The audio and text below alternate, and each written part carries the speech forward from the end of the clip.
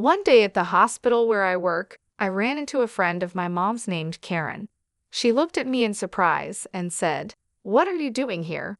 You're out of place. If you're looking for a job, you won't find one. Go back home." Karen's comment shocked the doctors around us. They didn't know what to say. I thought, what is she talking about? I hope this doesn't turn into a big issue. It might be too late already. It seemed Karen didn't realize that making an enemy of me was not a good idea.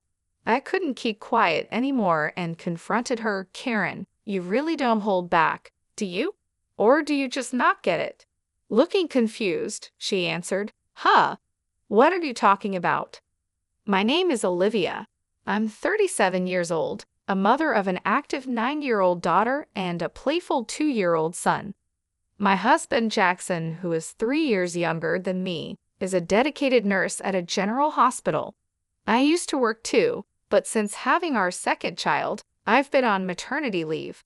We once lived in a small 3-bedroom apartment, but before our son was born, we moved into a second-hand house with a loan. It needs some work but could be a cozy home. It has a big garden for the kids to play in and a rooftop balcony with a calming view. The house is old, which adds to its charm, and my husband and I really like it. Near our house is a beautiful park where the kids can play all they want, and it's our little paradise on weekends. Late in my second pregnancy, I met a mom in that park who introduced herself as Karen. Since her daughter and mine are the same age and often play together, Karen and I became friends and had many conversations. Karen always wears bright designer clothes, and her daughter is dressed in well-known brands. When I found out Karen worked as a surgeon at a well-known hospital, I guessed it might be the same one where my husband Jackson works. Out of curiosity, I asked her about it, and to my surprise, she did work there. Excited by this coincidence, she said with sparkling eyes, "This is such a coincidence. I'd love to meet your husband." So we decided to invite her over for tea the next weekend. On the promised Sunday, Karen and her daughter came to our house. But as soon as she walked in, she started looking around suspiciously, as if she was searching for something. "This house feels old. Did you inherit it from your family?" she asked.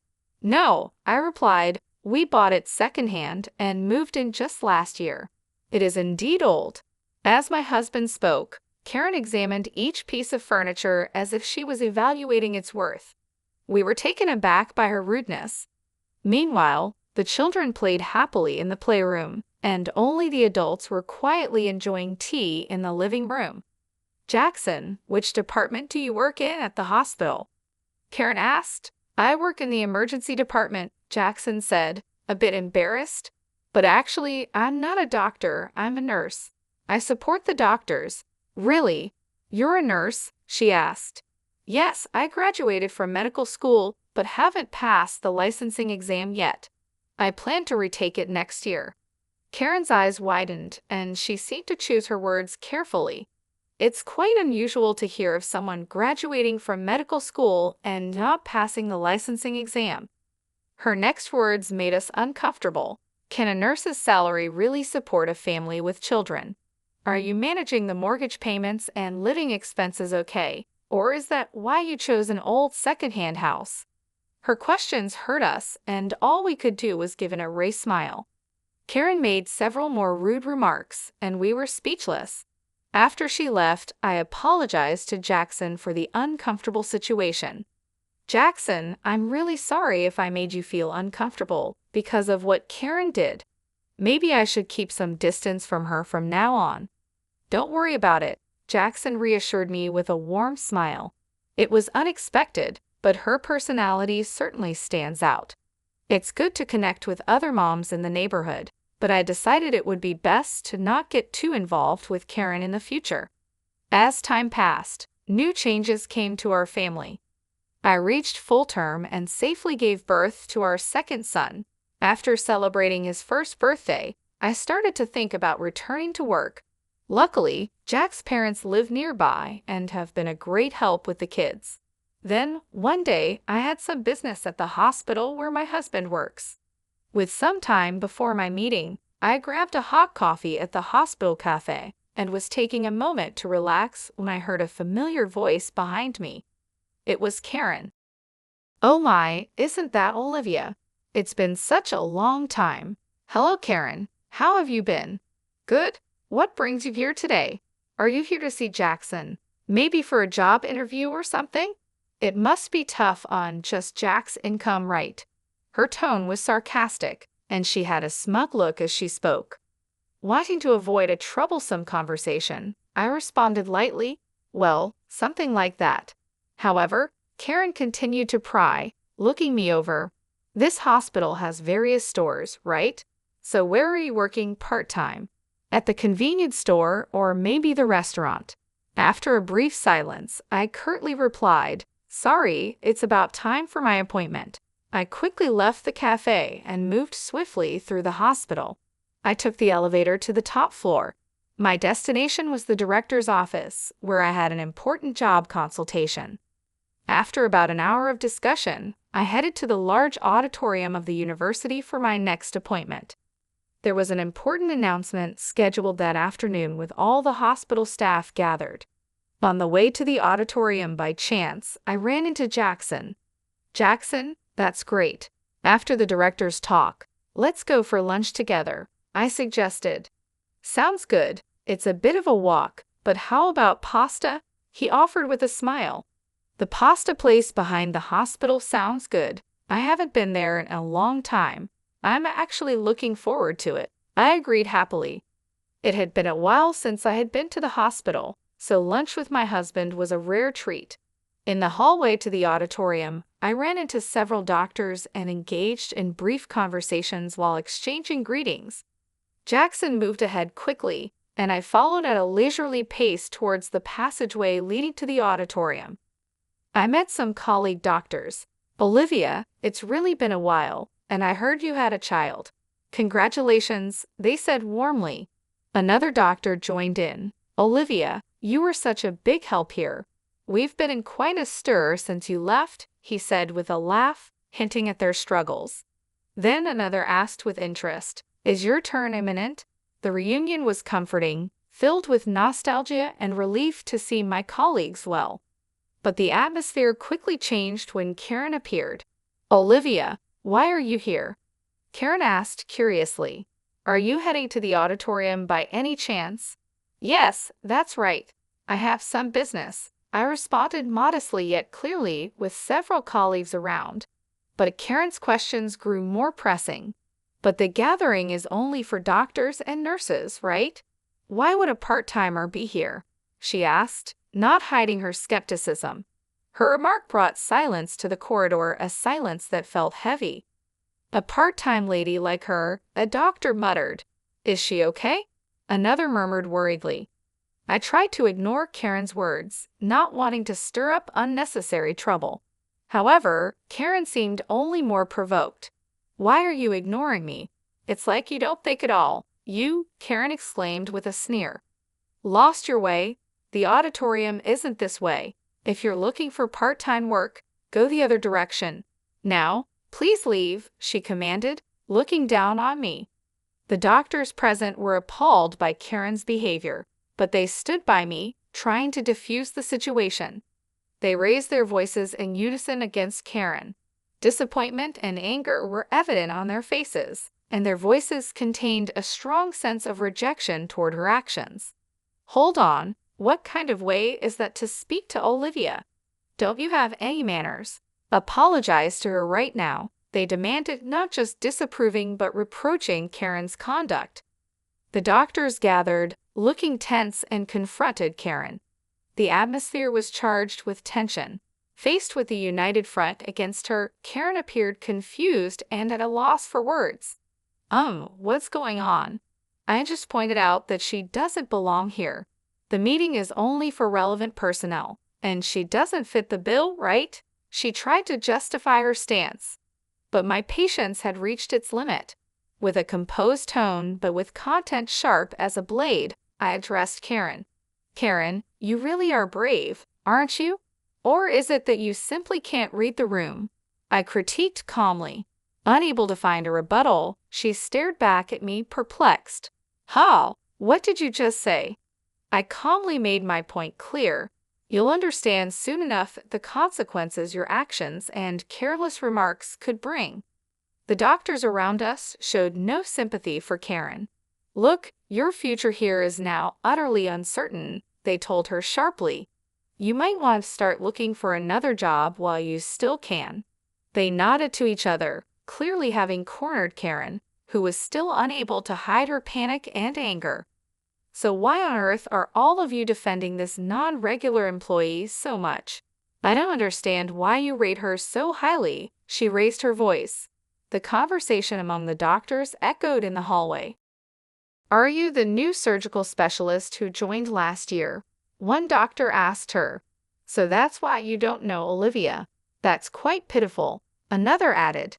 Karen, with anger on her face and indignation in her tone, retorted, What can you explain what you mean by that?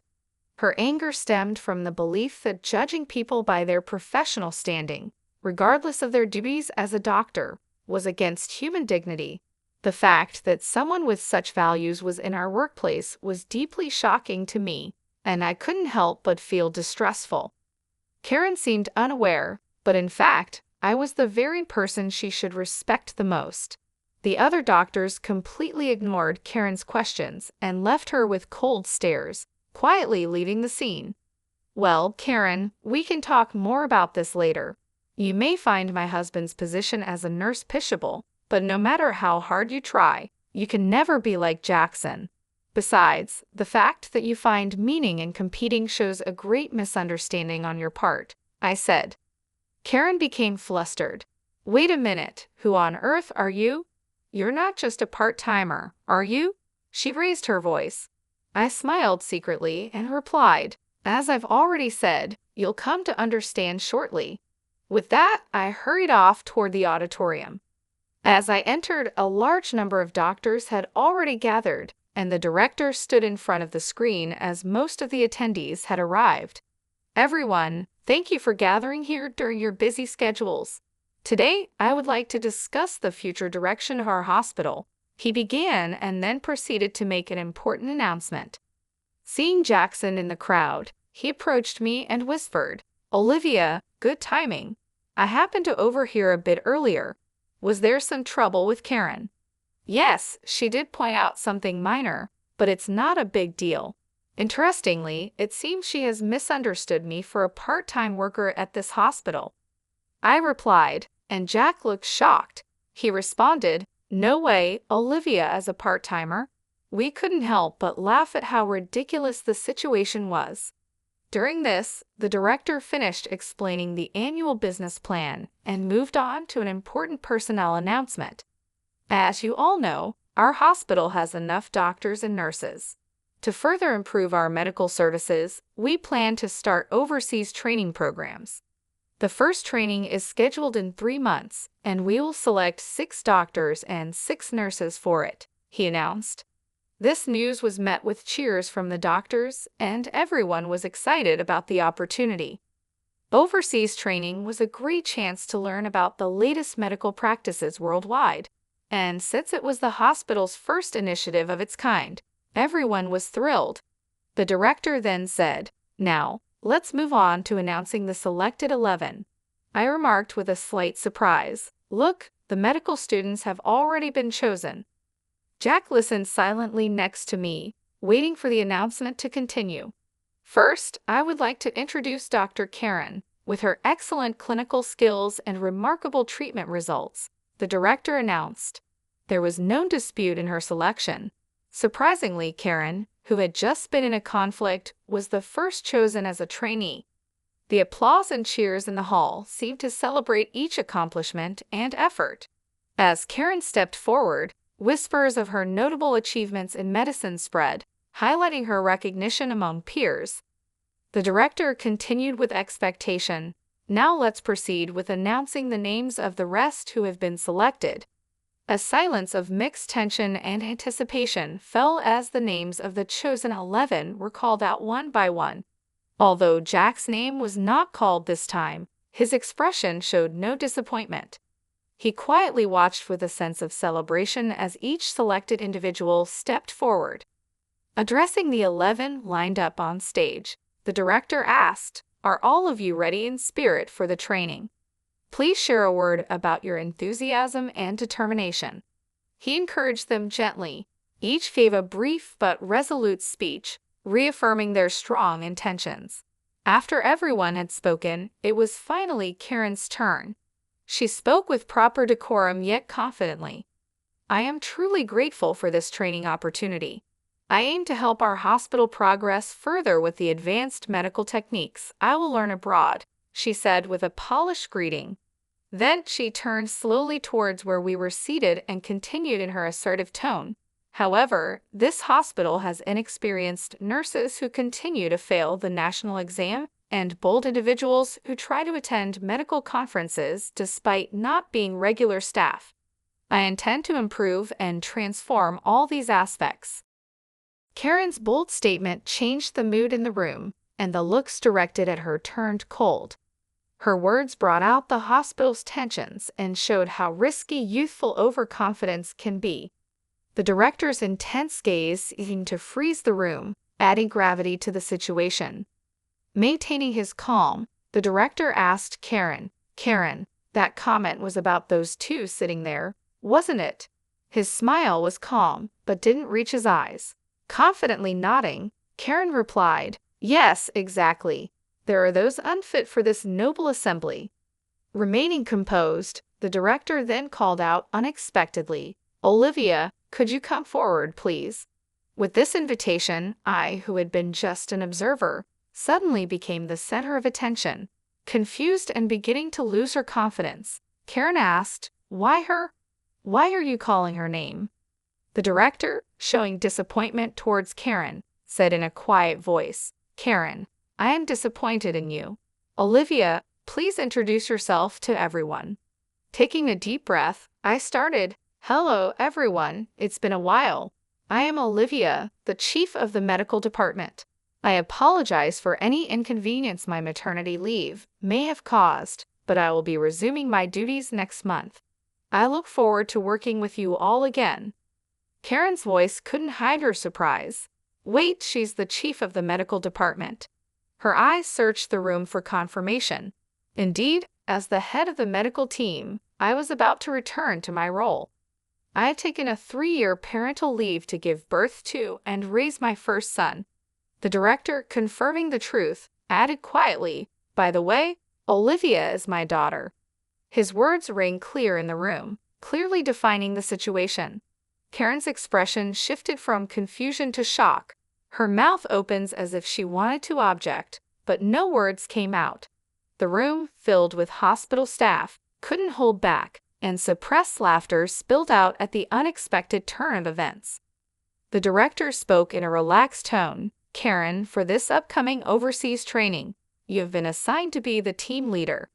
Your deployment will be in a conflict zone in the Middle East. There is a shortage of both medication and medical equipment, and it's going to be very challenging. It will be interesting to see how well your skills hold up there. But don't worry, Olivia will be there to support you.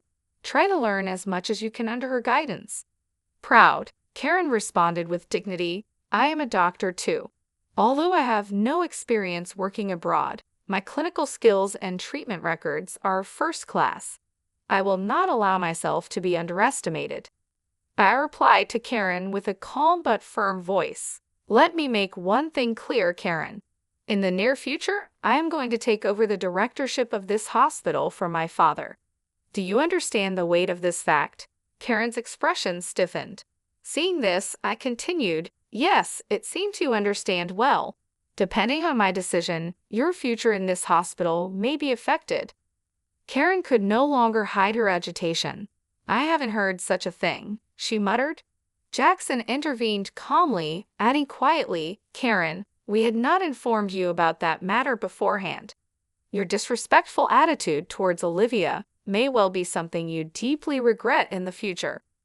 Towards the end of the meeting, the director stated firmly, "Please, everyone, a bit of silence. Karen, in the discussions here, in the end, results are everything.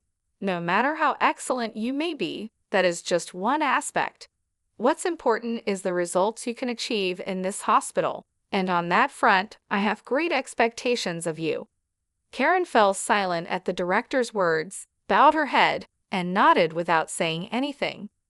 The director concluded, "Today's meeting is adjourned." As his words ended, everyone in the auditorium stood up and returned to their respective places. Stepping out of the director's office leisurely, I casually said, "Shall we go for lunch? I've got a craving for pasta today." Side by side with Jackson, we left the meeting behind us. I started walking towards our favorite pasta place behind the hospital, leaving the building behind. As we were about to pass the small smoking area set up behind the hospital, I spotted Karen. She was deep in thought, taking a drag of her cigarette. When our eyes met, Karen awkwardly looked away. Just then, a loud crash caught our attention. A car had rear-ended another in an accident. Jack and I sprang into action immediately. The area was nearly deserted, so it was crucial for us to move quickly to help. "Are you okay?" Jack called out with concern and quickly checked on the people involved in the accident. One was the driver in the car that was hit, and another was a pedestrian who happened to be walking by. Karen also rushed to the accident scene, but seemed overwhelmed by the chaos. Acting on my medical instincts, I began to give directions. "Jackson, quickly get that man into a safe position and check his pulse," I instructed. Jack moved without wasting any time, following my instructions promptly. As an emergency nurse, Jack had received special training, including attending surgeries I conducted. I had trained him rigorously, which helped him develop exceptional practical skills compared to other nurses. I then directed Karen with calm and clarity. "Karen, check if that elderly person is bleeding and assess their level of consciousness." However, Karen seemed paralyzed by the seriousness of the situation, standing still without moving. My voice grew firmer as I insisted, "Karen, do you understand what I'm saying? Please respond quickly." Her voice was tense. Karen was clearly overwhelmed, and with an unstable voice, she replied, "Ah, yes, what should I do?" Her panic was evident and seemed to add to the confusion at the scene. I rebuked Karen firmly yet patiently. "Don't you know what to do in an emergency? I doubt you're even a surgeon." Karen responded with what could be perceived as anger. "That's not true. There's nothing I can't do." But her actions, though active, clearly lacked effective measures, and she was just bustling about the scene. I then looked to Jackson. "Jackson, could you measure that elderly person's blood pressure and make sure there's no bleeding?" I gave the orders calmly. Jackson promptly replied, "Understood," and began to manage the situation. The accident scene started to regain some order with our swift response. Jack spoke to Karen with unusual sternness. "Karen, come over here and help." Karen reacted to Jack's command. "What do you mean? A nurse asking for such a thing?" she complained. But Jack cut her off. "This is no place for someone who can't do anything. If you're not going to help in this critical moment where lives are at stake, please step back," he said decisively. Karen was at a loss for words and stepped back from the scene silently. Jackson assessed the situation and reported to me, "The vitals are stable, but there might be internal damage. We should conduct a thorough examination as soon as possible." As professionals, we showed readiness to collaborate with other medical staff around us, doing our best for the patients. I led the response steadily. "Let's begin the procedures then. And the driver over there seems disoriented, but I don't see any serious symptoms. Let's move him out of here. Karen, could you please call an ambulance on your cell phone?" Despite my instructions, Karen stood frozen, unable to move. I addressed her with suspicion. "Karen, I'm speaking to you. Do you hear me?" Karen seemed confused, hesitantly murmuring, What's the number for the ambulance again?" Jack intervened. "Just give me that phone." He stepped in and took over, arranging for the ambulance. About 10 minutes later, police and fire department personnel arrived, and the once chaotic accident scene started to be sorted out gradually. People gathered, including doctors, department heads, medical students, and even professors. Without being disturbed by this, I spoke to Karen with calm and stern emphasis on the gravity of the situation. Karen, to be frank, your actions earlier were more of a hindrance than a help. What exactly can you say you've accomplished? I posed the direct question. Karen was silent, unable to answer. In the medical field, every minute, every second can determine the outcome. This is not a place to protect your ego, I continued. Karen's voice was barely audible as she apologized. I'm sorry. The crowd at the accident scene quietly observed their exchange, and the director himself was also present. Karen just seemed out of place and embarrassed. I continued, Karen, you've looked down on Jack as just a nurse, but the fact is, your positions are different. There's no meaning in comparing you and Jackson. He is one of the most competent nurses in this hospital. Can't you see now how powerless and insufficient your actions were in this situation?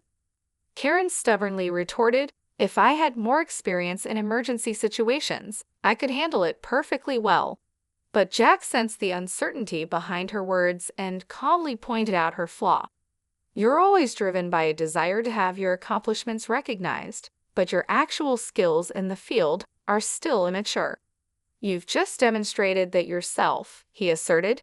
He continued, you say you'll gain experience in emergency treatment in the future, but this moment is also a practical situation. Given your current state, it's unlikely you'll have further opportunities to experience the field in the future. Karen's confidence began to show cracks, and she seemed on the verge of tears, aware of the eyes around her.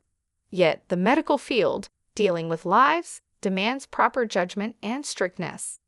Therefore, I had to make a tough decision that would impact Karen's future. Karen, I regret to say this, but your name will be removed from the Overseas Training Program candidate list, I declared. Karen was taken aback. What? I looked to the director for confirmation. Father, this decision is acceptable, correct? The director nodded deeply. No problem. This incident has given me a clear understanding of her capabilities. I have great expectations for Jack. We have always selected trainees based on their grades, but it may be necessary to reconsider our selection system in light of this. His quiet but firm response marked a complete defeat for Karen. With a calm but resolute voice, I advised Karen, Karen, it's important for you to relearn from the basics. Only then will you have the right to compete at the same level as Jack. Also, take to heart the dangers of judging a person's worth by their appearance. While I considered letting you go from the workplace, I have decided to give you one more chance, the last chance. Make the most of this opportunity and show us your full effort, I advised sternly yet justly. Afterward, they quietly left the scene, but the looks from the doctors around Karen were cold, filled with disappointment and disapproval. Their evaluation of her future was seemingly already set. Weeks passed, and the long-awaited departure day for the overseas training arrived. Jack and I headed to the airport, excited to acquire new knowledge and experience. I heard that Karen resigned from the hospital a month after the incident. She couldn't handle the cold stares from those around her and chose to put her pride first. Personally, I thought that was for the best. A doctor who prioritizes pride over everything else shouldn't be responsible for patients' lives, and no one would want to trust their life to such a person. On the way to the airport, I spoke to Jackson with hopeful words. Jackson, let's use our skills to make this hospital one of the most famous in the world. Sharing that passion and reaffirming his determination, Jackson replied, that's right. I need to work even harder and get my medical license as soon as possible. And so, I quietly made a promise to myself again, reaffirming my strong commitment as a doctor to fulfill my duties.